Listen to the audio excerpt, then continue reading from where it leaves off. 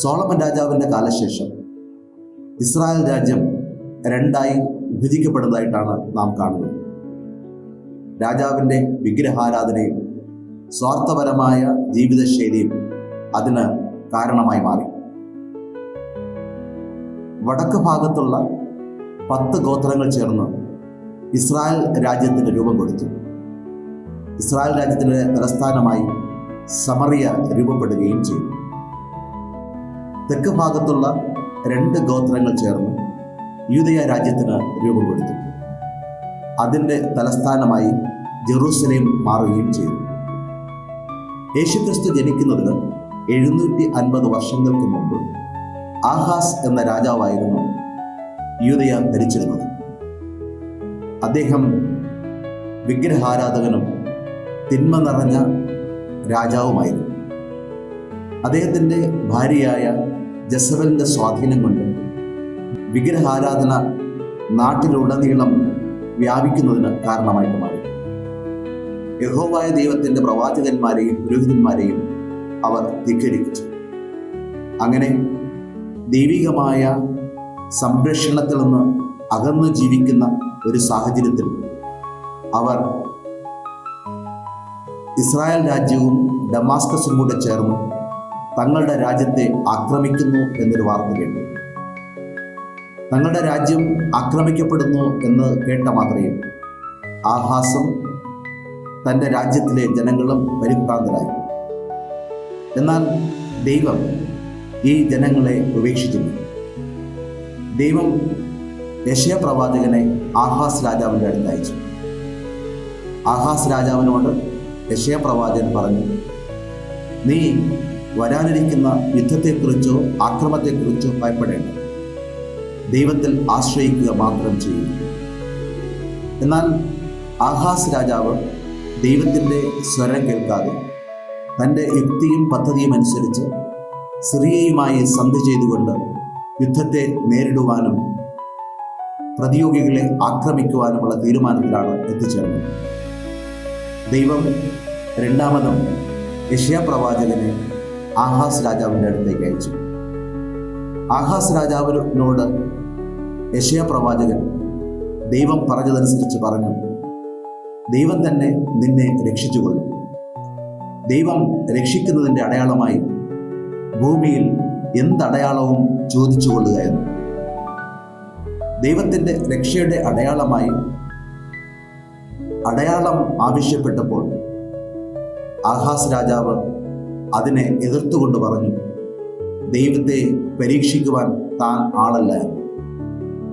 Ahaz രാജാവ് രക്ഷയെ സംബന്ധിച്ചുള്ള ദൈവത്തിൻ്റെ അടയാളം ആവശ്യപ്പെടാതെ വന്നപ്പോൾ ദൈവം തന്നെ നേരിട്ട് അവർക്ക് ഒരു അടയാളം നൽകുകയുണ്ടായി. ഒരു കന്യക ഗർഭം ധരിച്ച് പ്രസവിക്കുമെന്നും ആ കുഞ്ഞായിരിക്കും അവരുടെ അടയാളമായി തീരുക എന്നുള്ളതുമായിരുന്നു അത്. ആ കുഞ്ഞിൻ്റെ പേര് ഇമ്മാനുവേൽ എന്നുള്ളതാണെന്ന് ദൈവം അവർക്ക് അറിയിപ്പ് കൊടുത്തു. ആഹാസ് രാജാവ് ദൈവത്തിൻ്റെ പദ്ധതിയെയും രക്ഷാകരമായ തീരുമാനത്തെ ഉപേക്ഷിച്ചുകൊണ്ട് തൻ്റെ സ്വന്തം ഹിതാനുസരണം മുന്നോട്ട് പോയപ്പോൾ അതിനുള്ള ശിക്ഷ അദ്ദേഹത്തിന് ലഭിക്കുകയും ചെയ്തു. പുതിയ നിയമത്തിലേക്ക് നാം കടന്നു വരുമ്പോൾ ഇന്നത്തെ സുവിശേഷത്തിൽ ഔസേപ്പിതാവിനെയാണ് നാം കണ്ടുമുട്ടുന്നത്. ഔസേപ്പിതാവും ഇങ്ങനെ ഒരു വല്ലാത്ത വെല്ലുവിളി നിറഞ്ഞ അന്തരീക്ഷത്തിലും സാഹചര്യത്തിലുമായിരുന്നു. താൻ വിവാഹ നിശ്ചയം ചെയ്യപ്പെട്ട പരിശുദ്ധ കന്യകയായ മറിയത്തെ സംബന്ധിച്ചിടത്തോളം ഗർഭിണിയാണ് എന്ന വിവരം അദ്ദേഹം മനസ്സിലാക്കി. പരിശുദ്ധ കന്യകാ മാതാവ് ഗർഭിണിയാണ് എന്ന് അറിഞ്ഞപ്പോൾ പരിശുദ്ധ കന്യകാ മാതാവിനെ സ്വീകരിക്കണമോ വേണ്ടയോ എന്നുള്ള ആശങ്ക അദ്ദേഹത്തിനുണ്ടായി. പരിശുദ്ധ കന്യകാ മാതാവിനെ പരസ്യമായി ഉപേക്ഷിച്ചാൽ മോസസിന്റെ നിയമം അനുസരിച്ച് അവൾ കല്ലെറിഞ്ഞ് കൊല്ലപ്പെടുമെന്നും അതുവഴി അവൾക്ക് തന്നെ ഹാനിയുണ്ടാകുന്ന അവസ്ഥ ഉണ്ടാകുമെന്ന് ഔസേപ്പിതാവ് തിരിച്ചറിഞ്ഞു. അതുകൊണ്ട് തന്നെ നീതിമാനായ ഔസേപ്പിതാവ് രഹസ്യമായി പരിശുദ്ധ കന്യകാ മാതാവിനെ ഉപേക്ഷിക്കുവാൻ വേണ്ടി തീരുമാനിച്ചു. ഈ പ്രതിസന്ധി ഘട്ടത്തിലാണ് ദൈവദൂതൻ ഇടപെടുകയും ദൈവദൂതന്റെ സന്ദേശം അദ്ദേഹത്തിന് ലഭ്യമാകുകയും ചെയ്തു. അതനുസരിച്ച് പിറക്കുവാനിരിക്കുന്ന കുഞ്ഞ് ദൈവത്തിൻ്റെ പുത്രനാണ്, അവൻ വരാനിരിക്കുന്ന ഇമ്മാനുവേൽ ആണെന്നുമുള്ള അറിയിപ്പ് അദ്ദേഹത്തിന് ദൈവദൂതൻ വഴി ലഭിക്കുകയാണ്. ദൈവദൂതൻ വഴി അറിയിപ്പ് ലഭിച്ച ഔസേപ്പിതാവ് ഏതൊരു ശങ്കയുമില്ലാതെ അവിടുത്തെ വചനത്തിൽ വിശ്വസിച്ചുകൊണ്ട് പരിശുദ്ധ കന്യകാമാതാവിനെ സ്വീകരിക്കുന്ന ഹൃദയഭേദകമായ കാഴ്ചയാണ് നാം കാണുന്നത്. പരിശുദ്ധ കന്യകാമാതാവിനെ സ്വീകരിച്ചുകൊണ്ട് രക്ഷയുടെ മാർഗത്തിലേക്ക് ഔസേപ്പിതാവും കടന്നു വരുന്നതായി നമ്മൾ കാണുകയും, ക്രിസ്മസിന് വേണ്ടി ഒരുങ്ങുന്ന സമയമാണ്. നമുക്കായി ഒരു രക്ഷകൻ പിറക്കുമെന്ന്, അവൻ്റെ പേര് ഇമ്മാനുവേൽ ആയിരിക്കുമെന്നുള്ള പ്രവചനമാണ് നാം പൂർത്തീകരിക്കപ്പെടുന്നതായി ഈ ക്രിസ്മസ് അവസരത്തിൽ മനസ്സിലാക്കുന്നത്. ഇമ്മാനുവേലായ ദൈവം നമ്മുടെ മുമ്പിലേക്ക് കടന്നു വരുന്നത് സ്വാഭാവികമായും രക്ഷകനായിട്ടാണ്. രക്ഷ ജീവിതത്തിൽ ഉദയം ചെയ്യുന്നത് ഈ കുഞ്ഞാടായ യേശുക്രിസ്തുവിനെ ഉണ്ണിയായിരിക്കുന്ന അവസ്ഥയിൽ തന്നെ നമ്മുടെ ഓരോരുത്തരുടെയും ഹൃദയങ്ങളിൽ സ്വീകരിക്കുമ്പോഴാണ്. രക്ഷകൻ ഹൃദയത്തിൽ സ്വീകരിക്കപ്പെടുമ്പോഴുണ്ടാകുന്ന സന്തോഷവും നിർവൃതിയുമാണ് നമ്മുടെ ജീവിതത്തിൻ്റെ ഓരോ സാഹചര്യങ്ങളെയും അനുഗ്രഹപ്രദമാക്കി മാറ്റുന്നത്. രക്ഷകന്റെ പിറവിയെ സംബന്ധിച്ചിടത്തോളം നമുക്കും പലപ്പോഴും അടയാളങ്ങൾ ലഭ്യമാകണമെന്ന് നാം ആഗ്രഹിക്കാറുണ്ട്. പിറന്നു വീണ രക്ഷകൻ യഥാർത്ഥത്തിൽ ദൈവത്തിൻ്റെ പുത്രനാണോ എന്നും അവൻ ലോകത്തെ രക്ഷിക്കുവാൻ കഴിവുള്ളവനാണോ എന്നുമൊക്കെയുള്ള ചോദ്യം ഒരുപക്ഷെ നമ്മുടെ മനസ്സിലും കടന്നു വരാറുണ്ട്. രക്ഷകന്റെ പിറവിക്ക് ശേഷം ഇത്രയും കാലഘട്ടം കഴിഞ്ഞിട്ടും പൂർണ്ണമായും രക്ഷ ലഭ്യമായില്ല എന്നുള്ള ചിന്തയാൽ അസ്വസ്ഥരാകുന്ന ആളുകളുമുണ്ടാകും. തിന്മകൾ കുന്നുകൂടുകയും പാപത്തിൻ്റെ സാഹചര്യങ്ങൾ വർത്തമാനമാകുകയും ദൈവിക സ്വരം കേൾക്കാതെ ജീവിക്കുകയും ചെയ്യുന്നവരുടെ എണ്ണം ഓരോ ദിവസവും കൂടുന്ന സാഹചര്യത്തിൽ യഥാർത്ഥ ദൈവത്തിൻ്റെ രക്ഷയെക്കുറിച്ചുള്ള അടയാളങ്ങൾ നാം ഒരുപക്ഷെ ചുറ്റും തിരക്കാറുണ്ട്. രക്ഷകൻ പിറന്നത് വെറും കെട്ടുകഥയാണോ, ഐതിഹ്യമാണോ എന്നൊക്കെയുള്ള ചോദ്യങ്ങൾ ഒരുപക്ഷെ ചോദിക്കുന്ന ആളുകളും ധാരാളമുണ്ടായിരിക്കും. എന്നാൽ പൗലോസ്ലീഹ തൻ്റെ റോമാക്കാർക്ക് എഴുതിയ ലേഖനത്തിൽ അടിവരയിട്ട് പറയുന്ന ഒരു വസ്തുതയുണ്ട്. കർത്താവായ യേശുക്രിസ്തു മനുഷ്യനും ദൈവവുമാണ്. മനുഷ്യനായി പിറന്ന കർത്താവായ യേശുക്രിസ്തു വെറും മനുഷ്യനല്ലെന്നും അവിടുന്ന് ദൈവത്തിൻ്റെ തന്നെ പുത്രനായ മിശിഹായാണെന്നുമുള്ള പ്രഖ്യാപനമാണ് നാം അവിടെ കാണുന്നത്. ഈ രക്ഷകന്റെ ജനനത്തിലും രക്ഷകന്റെ രക്ഷാകര പ്രവർത്തനങ്ങളിലും ഫലം ലഭ്യമാകണമെങ്കിൽ ആഹാസിനെ പോലെ സ്വന്തം പദ്ധതികളെക്കുറിച്ചുള്ള പദ്ധതി രൂപീകരണം മാറ്റിവെച്ചുകൊണ്ട് ദൈവത്തിൻ്റെ വചനങ്ങളിൽ പൂർണ്ണമായും ആശ്രയിച്ച് വിശ്വസിച്ച് മുന്നോട്ട് പോകുവാൻ നാം തയ്യാറാകും. ഔസേപ്പിതാവിൻ്റെ മാതൃക നമ്മുടെ മുമ്പിൽ വെച്ച് നൽകുന്നത് അതിനുവേണ്ടിയാണ്.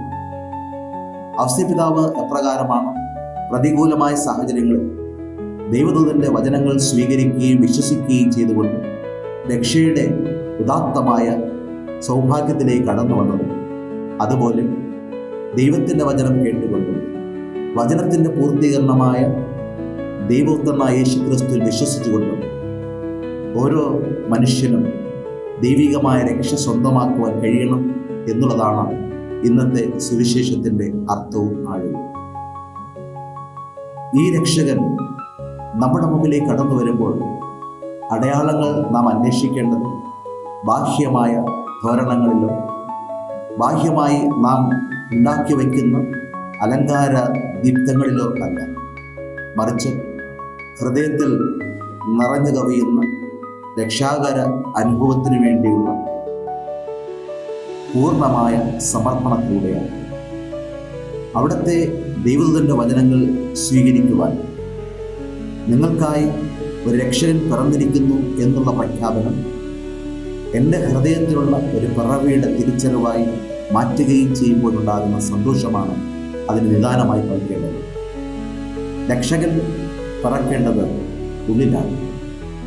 രക്ഷകൻ രക്ഷ പകർന്നു നൽകുന്നത് ഉള്ളിലായിരുന്നുകൊണ്ട് എൻ്റെ ഉള്ളിൻ്റെ ഉള്ളിൽ വസിക്കുന്ന രക്ഷാകര സാന്നിധ്യം ജീവിതത്തിൻ്റെ കർമ്മതലങ്ങളെ മാറ്റിമറിക്കുന്നതിന് കാരണമായിട്ടാണ്. രക്ഷ കടന്നു വരുന്നത് ബാഹ്യമായ പ്രതലങ്ങളിലൂടെയും ബാഹ്യമായ കർമ്മ പ്രവർത്തനങ്ങളിലൂടെയല്ല, മറിച്ച് ഉള്ളറകളിൽ നാം ഒരുക്കുന്ന മനോഹരമായ പുൽക്കൂട്ടിലാണ് എന്നുള്ള തിരിച്ചറിവാണ് ആഗമനകാലത്തിലെ 4ാമത്തെ ഞായറാഴ്ചയായ ഇന്ന് സഭ നമ്മുടെ മുമ്പിൽ അവതരിപ്പിക്കുന്നത്. ഔസേപ്പിതാവിനെ പോലെ സംശയത്തിൻ്റെ മുൾമുനയിൽ നിൽക്കുന്ന അവസരങ്ങൾ നമുക്കുണ്ടാകും. അപ്പോൾ നമ്മുടെ മുമ്പിൽ ഉണ്ടാകുന്ന വെല്ലുവിളി ആഹാസാണോ ഔസേപ്പിതാവാണോ എന്നുള്ളതാണ്. ആഹാസായി മാറുവാൻ വേണ്ടിയാണ് പലപ്പോഴും നമ്മൾ ആഗ്രഹിച്ചു പോരുന്നത്. അവിടെ എൻ്റെ ബുദ്ധിക്കും ശക്തിക്കുമാണ് പ്രാധാന്യം കൈവരുന്നത്.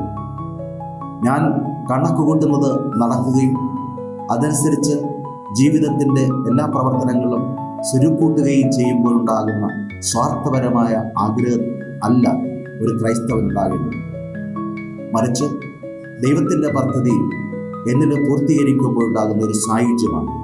ദൈവത്തിൻ്റെ പദ്ധതി എന്നിൽ സാർത്ഥകമാകുവാൻ ഉതകുന്ന രീതിയിൽ ഞാൻ എൻ്റെ ഹൃദയത്തിൽ അവിടുത്തെ സ്വീകരിക്കുവാൻ ഒരുങ്ങുക എന്നുള്ളതാണ് ആഗതമാകുന്ന ക്രിസ്മസിൽ നാം എടുക്കേണ്ട ഉറച്ച തീരുമാനം.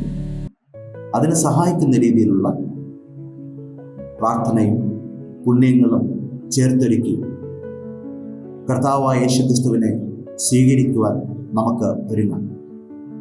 കർത്താവായ യേശുക്രിസ്തു കടന്നു വരുന്ന വഴികളൊക്കെ അനുഗ്രഹത്തിൻ്റെ പൂർണ്ണതയുടെ നിറകുടങ്ങളായി മാറുവാൻ ഉതകുന്ന രീതിയിൽ സമർപ്പണത്തിൻ്റെയും ത്യാഗത്തിൻ്റെയും പ്രാർത്ഥനയുടെയും ദീപ്തങ്ങളാൽ അലങ്കരിക്കപ്പെടുന്ന രീതിയിൽ നമ്മുടെ ജീവിതങ്ങളെ ക്രമപ്പെടുത്തണം. അത് ആരംഭിക്കേണ്ടത് സ്വന്തം ജീവിതത്തിലാണ്, ശക്തിപ്പെടേണ്ടത് കുടുംബങ്ങളിലാണ്, പ്രവർത്തനനിരതമാകേണ്ടത് സാമൂഹ്യ ബന്ധങ്ങളിലാണ്. അങ്ങനെ വ്യക്തി ജീവിതത്തിൽ ആരംഭിച്ച് കുടുംബ ബന്ധങ്ങളിലൂടെ സഞ്ചരിച്ച് സാമൂഹ്യ ജീവിതക്രമത്തിൽ പുനഃക്രമീകരിക്കപ്പെട്ട് ക്രിസ്തുനാഥനെ സ്വീകരിക്കുവാൻ ഉതകുന്ന ജീവിത പന്ഥാവ് ഇനിയുള്ള ദിവസങ്ങളിൽ നിറയുവാൻ ഉതകുന്ന രീതിയിൽ പ്രാർത്ഥിക്കാം, പ്രയത്നിക്കാം, കർമ്മനിരതരാകാം. ഉൾക്കൂട്ടിൽ പിറന്ന കുഞ്ഞുണ്ണി എൻ്റെ ഹൃദയത്തിനും പിറക്കുവാൻ ഉതകുന്ന രീതിയിൽ അവിടത്തേക്ക് ഇടം കൊടുക്കാം. കാരണം പരിശുദ്ധ കന്യകാമാതാവ് പിറക്കുവാൻ ഒരിടം തേടുകയാണ്.